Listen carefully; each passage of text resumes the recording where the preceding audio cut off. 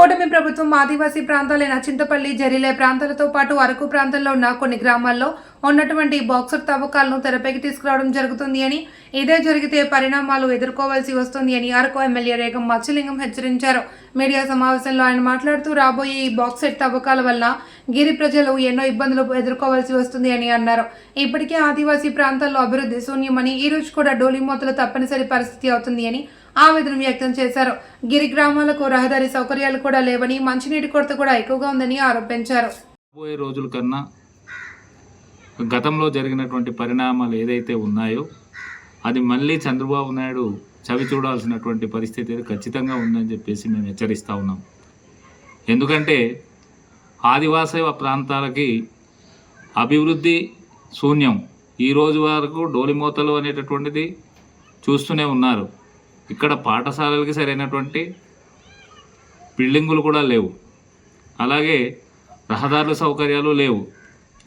అలాగే ఇక్కడ గిరిజనుల యొక్క జీవన ప్రమాణాలు చూస్తే అంతంత మాత్రంగానే ఉన్నాయి. కానీ ఆదివాసీ ప్రాంతాల్లో ఉండేటటువంటి ఖనిజ సంపదని కొల్లగొట్టడానికి మాత్రము చంద్రబాబు నాయుడు అలాగే వాళ్ళ కోవర్టులు ఎవరైతే ఉన్నారో వాళ్ళంతా తయారైపోతున్నారు తప్ప మరి ఈరోజు ఆదివాసీ ప్రాంతాల్లో అభివృద్ధి మాత్రం గాలిలోకి వదిలేసినటువంటి దాఖలాలు ఉన్నాయి. మరి గతంలో బాక్సైట్ తెరలోకి వచ్చిన తర్వాత మరి ఆ జీవోల్ని వైఎస్ఆర్ పార్టీ గవర్నమెంట్ ఉన్నప్పుడు రద్దు చేయడం అనేటువంటిది జరిగింది.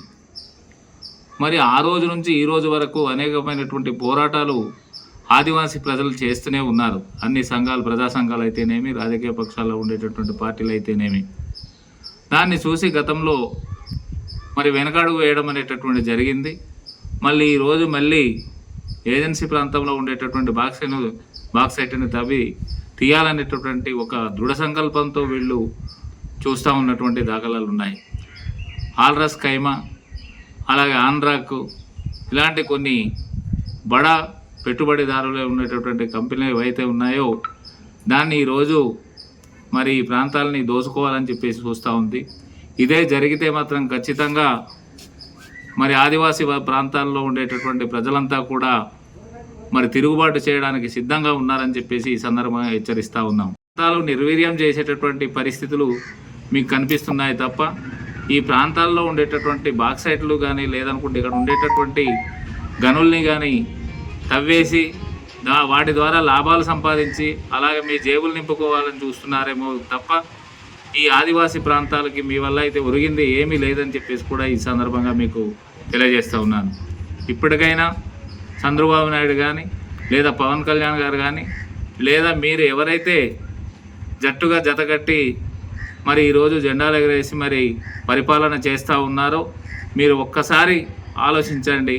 ఏజెన్సీ ప్రాంతాల యొక్క అభివృద్ధి కానీ వాళ్ళ యొక్క జీవన ప్రమాణాలు కానీ ఈరోజు అంటే స్వతంత్రం వచ్చి సుమారు 78 సంవత్సరాలు అయిపోతున్నప్పటికీ కూడా ఎదుగుబొదుగులైనటువంటి పరిస్థితుల్లో ఉన్నాయి.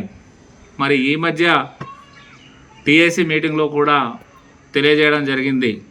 అనంతగిరి మండలంలోనే ఉండేటటువంటి 5 పంచాయతీలు, ఆ 5 పంచాయతీల్లో నాన్ షెడ్యూల్ ఏరియా ప్రాంతంలో ఉండడం వల్ల బడాబాబులు అయితే ఎవరైతే ఉన్నారో, కార్పొరేటర్స్ ఎవరైతే ఉన్నారో వేలాది ఎకరాలు వారి కబందాస్తాల్లోకి వెళ్ళిపోయాయని చెప్పేసి రాబోయేటటువంటి రోజుల్లో అక్కడ జీవనం సాగిస్తున్నటువంటి గిరిజన ప్రజలు నిలవడానికి నీడ కూడా ఉండదని చెప్పేసి వారి భవిష్యత్తులో మరి వాళ్ళు చనిపోతే కనీసం వాళ్ళని పూడ్చడానికి కూడా అక్కడ స్థలాలు లేవని చెప్పేసి కూడా ఆ రోజు టీఎస్సీ మీటింగ్లో చెప్పడం అనేటటువంటి జరిగింది. అంటే ఇది మీకు రానున్న రోజుల్లో ఈ 170 యాక్ట్ అనేటటువంటిది సరిచేస్తూ దాన్నేమో నిర్వీర్యం చేసేటటువంటి పరిస్థితులు కూడా కనిపిస్తూ ఉన్నాయి.